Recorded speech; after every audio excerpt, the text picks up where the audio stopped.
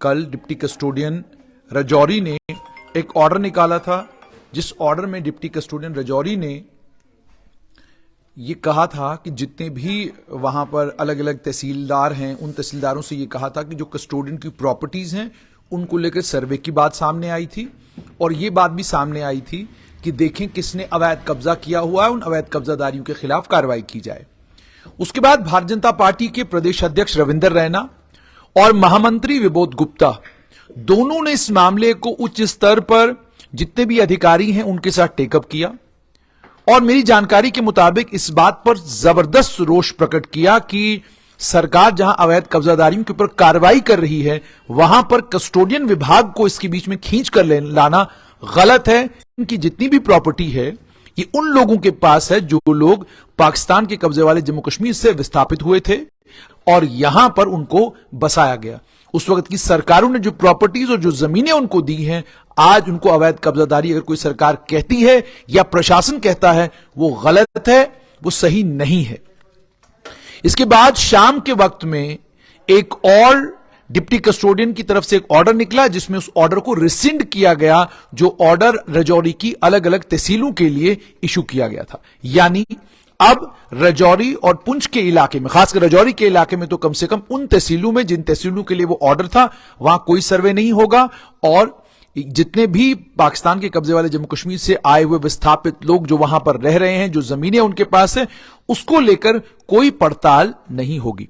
इसको लेकर यह भी चिंता जताई जा रही थी कि जो कस्टोडियन जनरल का ऑर्डर है, कहीं इसके बाद लोगों को नोटिस आना न शुरू हो जाए, वो बहुत बड़ा बवाल होगा। क्योंकि जिन विस्थापितों के लिए केंद्र सरकार ने दुनिया भर की स्कीमें बनाई हैं और जिन विस्थापितों को जम्मू कश्मीर में बसाने के लिए और उनको संवैधानिक अधिकार देने के लिए 5 अगस्त 2019 को संविधान के अंदर संशोधन किया गया और संशोधन करके अनुच्छेद 370 को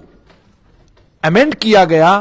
क्या उन लोगों को भी अब नोटिस आएंगे? इस तरह की बातें चलनी शुरू होगी। क्योंकि आप जानते हैं उच्च स्तर पर ऑर्डर कुछ और होते हैं, लेकिन जब जमीनी स्तर पर उनकी इंप्लीमेंटेशन होने लगती है तो बाबू किसी को भी चिट्ठी निकाल देते हैं। इसी तरीके से आपने देखा होगा कि इरिगेशन विभाग ने एक गरीब आदमी को चिट्ठी निकाली और उसके बाद उसका गुस्सा फूटा और वो वीडियो सिर्फ जम्मू कश्मीर में नहीं बल्कि दिल्ली में भी अलग अलग सर्कलों में घूमी और वहां पर जबरदस्त नाराजगी का इजहार किया गया इस चीज के ऊपर कि जो एंटी एनक्रोचमेंट ड्राइव, जो अवैध कब्जादारियों के खिलाफ कार्रवाई की जा रही है, वो केवल ताकतवर अवैध कब्जादारियों के खिलाफ कार्रवाई है। वो उन लोगों के खिलाफ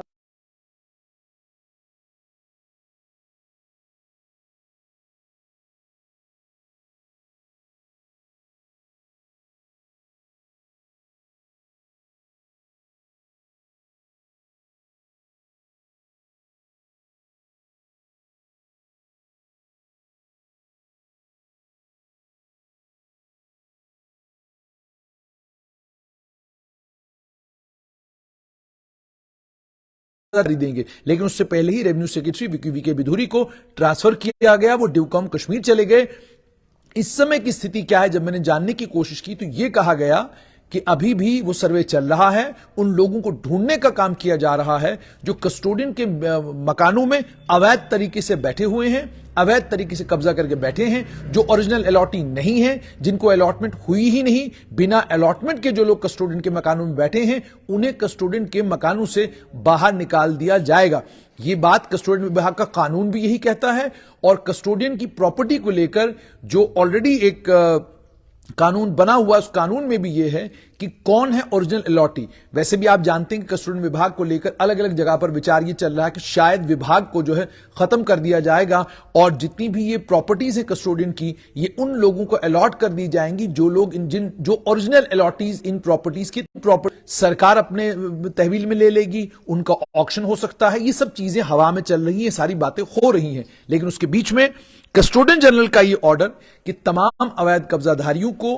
कस्टोडियन की प्रॉपर्टी से आप बाहर निकाल दें, यह ऑर्डर भी सर्कुलेट हो रहा है और यह 9-8 फरवरी 2023 का ऑर्डर है, उसकी कॉपी मेरे पास है। लेकिन जो राजौरी को लेकर कल ऑर्डर आया था उसे वापस ले लिया गया है और वो वापस तब लिया गया जब भारतीय जनता पार्टी के नेता, खासतौर पर प्रदेश अध्यक्ष रविंदर रैना और महामंत्री विबोध गुप्ता ने हंगामा किया। नतीजा ये निकला कि राजौरी से खबर भी आई और ऑर्डर की कॉपी भी मेरे पास है कि वो ऑर्डर शाम गए तक रिसिंड कर दिया गया है, उस ऑर्डर को वापस ले लिया गया है।